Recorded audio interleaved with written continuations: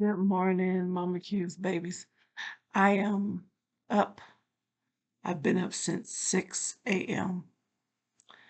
It is February 26th. And um, some of you may know that's part of my family. I am an entrepreneur. And so, I'm scratching my arm. Anyway, this is me in a natural. I have a wheelchair van service that I'm working on getting off the ground.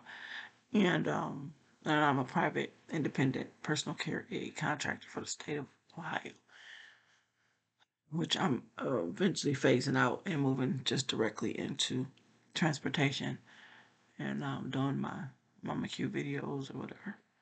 But I just want to kind of change gears. Y'all always see me do mukbangs and stuff, but let you see a different side of me and follow me on this journey to NEMT, non-emergency medical transportation services. And just a part about being an independent person, provider. If you have any questions, you can ask me. Stuff varies from state to state.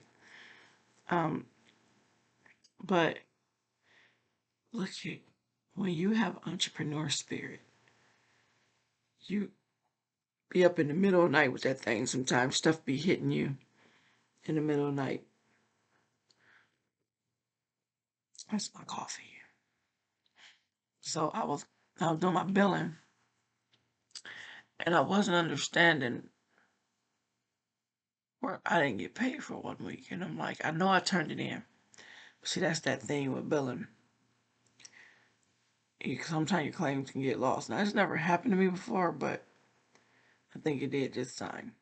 So I rebuilt because the weeks I turned in, the claims I turned in this past week are showing up on the board, so the portal. So I went through and rebuilt again, and it didn't deny it. So somewhere in there, system got lost. We had a holiday that week, so no telling.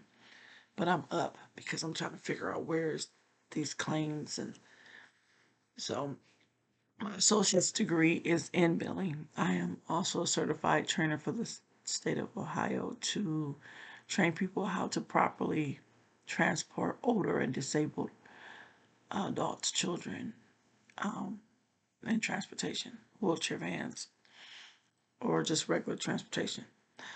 So I do that also. Um, so if I'll be on my journey, I'm going to start blogging about it, what I'm going through as a restartup. Mind you, I've had this business since 2010. I've had some life struggles, some things that's been thrown at me. One thing about this journey as an entrepreneur is not easy. If you think you're going to get into this to get rich quick, I'm here to tell you now. No. There'll be a lot of working for free days that you'll do because at the end of the day, you don't have that paycheck coming in from somewhere else. So you got to be on your grind to make sure that your business is pulling in funding so you can pay yourself, the business employees, if you have to have any, or what have you. So it's a lot to it. This puts you on your grown woman, your grown man stuff right here. This lets you know how tough you is. And if you cut out to do this, I'll tell you. So if you want to know more, watch, put something in the comments. I'll do another video, but just showing you the sun is coming up on me in the back in my bay window. I don't open it, but when I'm because of the glare. But it's a bay window behind me, and my other desk is packed with paperwork. So my daughter's like, I'm coming to help declutter your desk, whatever. So I'm using my dining room table, but because I got more space. But it's the growing pains, right? I'm in the startup phase again. I'm restarting up the business and getting myself back out there. And I've had some trials and tribulations. I promise you, it ain't easy. It's a good business to get into. And but one thing about it is you gotta have a heart for people. Don't get into this business if you don't have customer service. If you're an invert, and you're not a people person. The only way I could see this working for an invert is if they were an employee. And I'm saying that because they just got to be cordial, smile, and, treat people with respect. Pick them up and take them to their destination in a friendly manner. If they can do that, then they could be a driver. That's basic for the business owner and myself in office, people, my husband or whoever else is in office. We have to be very customer service. I want my drivers to be, but I won't push you to have a long conversation with a client. That's not your job. Now, to be friendly, yes. If they say something, because eventually, you know, you'll build a rapport, but you have to be open to it. It's okay to be an invert, but you got to be open. That few minutes that you're in the car with that person, whether it's 5, 20, 30 minutes, an hour, whatever, you build rapport, and you need that person to trust you because you're taking them somewhere, or their loved one, the family needs to trust you. So, with their package, somebody's taking your 90-year-old grandmother to appointments or chemo or whatever it may be. You want to make sure that they get them there safe. So, again, this wasn't going to be a long video. I just want y'all to kind of follow my journey as I reinvent my business and started. I do have a wheelchair van. I've seen some owners say, go to clients before you have a vehicle. Try to build up. But now, me personally wouldn't recommend that. And I'm going to say this why. In my state, it's regulated. So most people laugh you out the door. If you come in there talking about I'm XYZ transportation and you pitch yourself and got a great pitch and they are interested and they're ready to go, unless you got the capital to purchase a vehicle immediately. Look, even insurance quotes sometimes take 10 days to come back for your commercial vehicle. So I would never recommend not having the vehicle. That's your product. That's your selling point. I've even had people want to come outside and see my van to see what I'll be transporting their people in, right? So when you're going after contracts or business, you want to have your product available. That's like me going to McDonald's to get a burger and they say, well, we put it on TV, but we ain't got it yet. Well, what are you advertising it for, right? So, or you going to purchase something at Best Buy, and unless they sold out, why would you be selling something that you don't have? So, and it doesn't take a lot. It doesn't take a lot to get started. You don't have to have the best of the best. Now, I've heard astronomical numbers, 100,000 to get started, 300,000. You need a vehicle. You need to have your insurance money ready because a lot of them want a down payment or a percentage depending on where you live.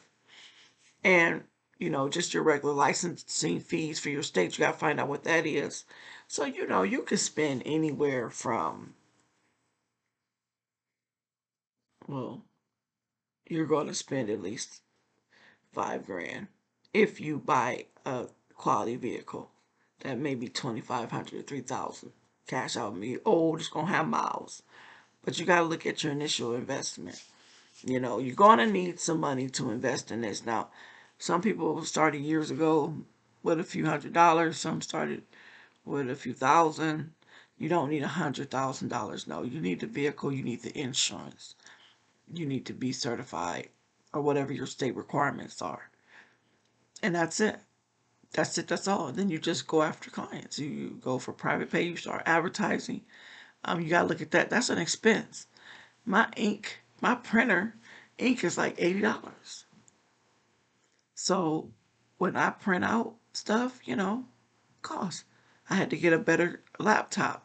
So I really invested last year into stuff that I needed for the business. So, you gotta look at that. what your overhead cost is going to be and all that stuff. So it's very important.